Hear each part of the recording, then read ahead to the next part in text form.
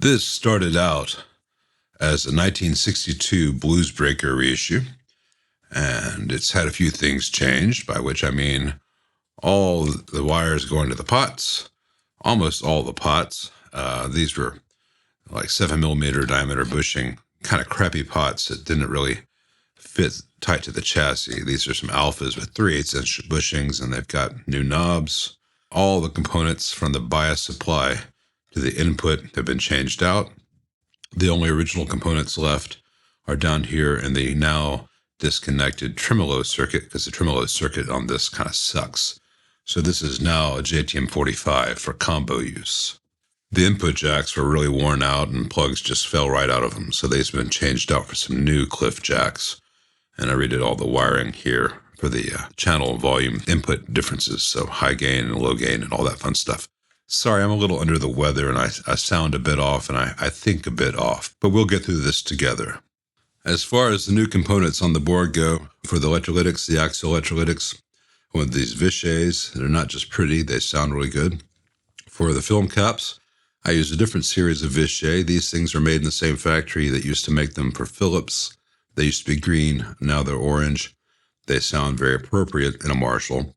The WEMA MK, I can't remember, is it MKP, MKS? Anyway, WEMA's got a couple different red box caps. The polyester one is also a very good choice in a Marshall, but these look really pretty. All the resistors that the signal passes through directly, and a few other things in the bias are these half-watt carbon films, which I find to be the best balance of, low noise and longevity and reliability while still giving some of the distortion and harmonic response you would get from old carbon composites. The small value caps here, the picofarads, are these 1 kilovolt Vissches that I love and use everywhere. And for the larger dropper resistors in the power supply, I've got these 3-watt metal films from Vissche. So I know this looks like I'm just trying to sell Vissche. I should buy stock before I do these videos, but I really do like their components, and they have a good catalog. I believe a lot of these resistors, I don't remember if these are Yagio or Koa Spears, so this is not just a love letter to Vissche, but Vissche makes really nice things. Oddly enough, though, they do also own Illinois capacitors, which make some of the worst axial caps on the market as used by Fender, but they also make some nice ones. But I avoid that line when possible. Down here at the preamp end, you can see I have moved the grid connections. Besides changing out these wires, all the grid wires are approaching from this side, steered as far away as possible from the heater wiring going to pin 9. That's a great way to reduce noise in almost any Marshall. Yeah, you can go through there and do tightly twisted heater wires, but that only gives you benefit where the red and black are twisted together. Here in these sections where you have double red, double black, the twisting makes almost no difference. So you want to physically move the grid connections as far away as possible. So if you have a Marshall, carefully go into it while it's on and just move those green wires with a chopstick or wooden pencil or something else that's non-conductive.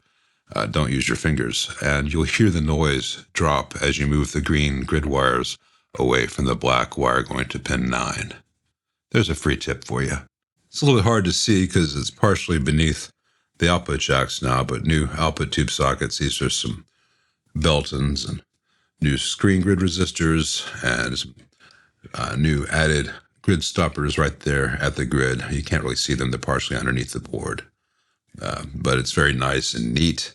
Very solid ground connections with some Zener diodes from the plate to ground, some R3000s, just to protect things in case there's any flyback event. Someone briefly uses the amp without a speaker connected, etc.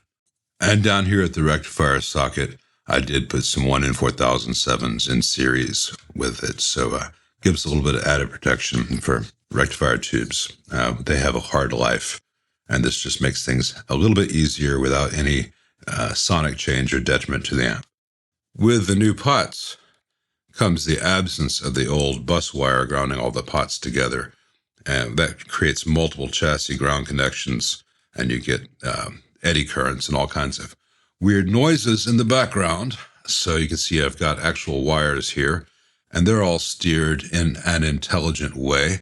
See my video on how to improve the ground scheme on Marshalls for more on that. Here's the link in the description below. And all the added ground lugs or to chassis beneath the board, so it's kind of invisible. Huge reduction in noise, you'll hear that. But even after doing all that and improving the ground scheme and getting all the components very nice and getting everything really dialed in, we had a big issue, which was a buzz, which was emanating from the power transformer. The old stock power transformer had serious problems. It's very common with 90s and 2000s Marshall and Vox power transformers. They just emit a noise field. Sometimes I can tighten the bell covers and it goes away. In this case, it did not work. And to test my hypothesis, I even temporarily installed this pot to adjust the heater balance precisely and could not dial that out because it really does sound a lot like a problem with the heater balance. It's just a noise field from these power transformers, and it gets picked up right here at the input capacitor to the phase inverter because this is a very high impedance node, which means it's very sensitive to such things.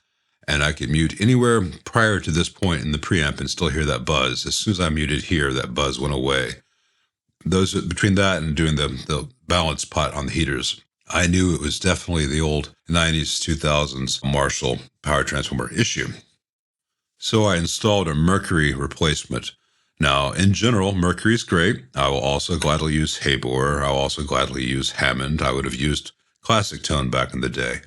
But the footprint in the 1962 Bluesbreaker reissue is a very odd size. It's physically small in terms of the width and depth. It's just the height is very tall.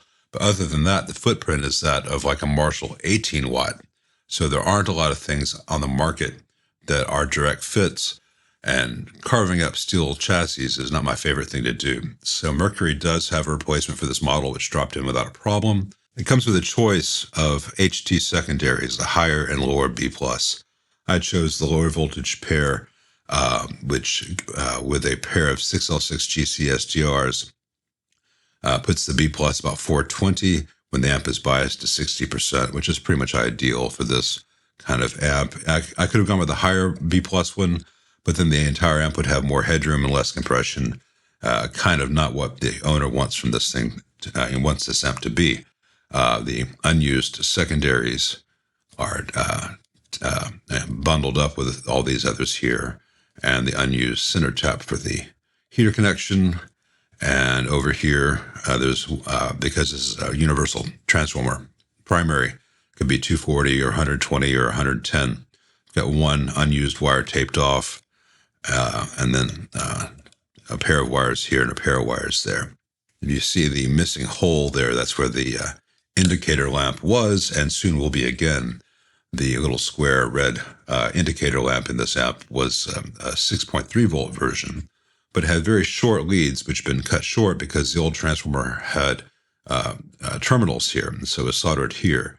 But it would not, because this new transformer doesn't have terminals. I didn't want to install a terminal strip or run long wires, tack soldered to new leads over to one of the tube sockets. So I've ordered the 120 volt version of that same little red square indicator lamp, and it'll connect here and here to the 120 volt supply. So from the owner's perspective, it'll be exactly the same thing, but it'll be a much neater wiring job on the inside. I think that neatness does matter in such things.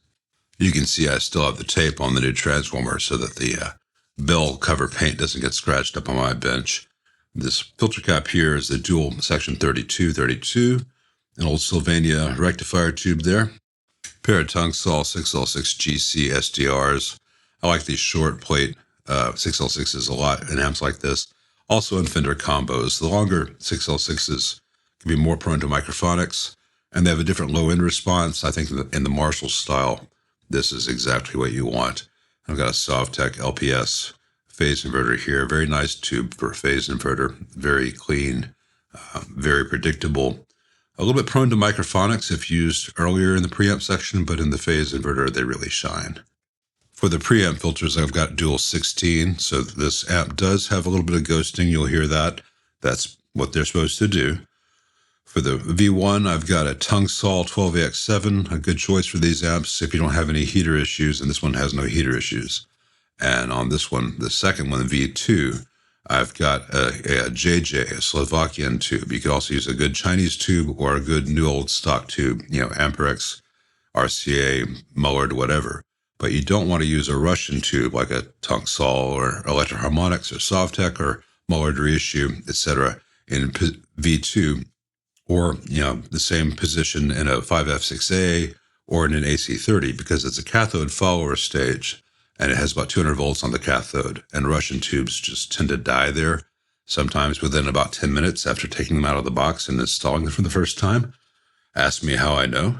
So this Slovakian JJ is a good choice. I could have gone with a Chinese-made TAD, tube amp doctor, but I already had this, and it does the trick and sounds really good.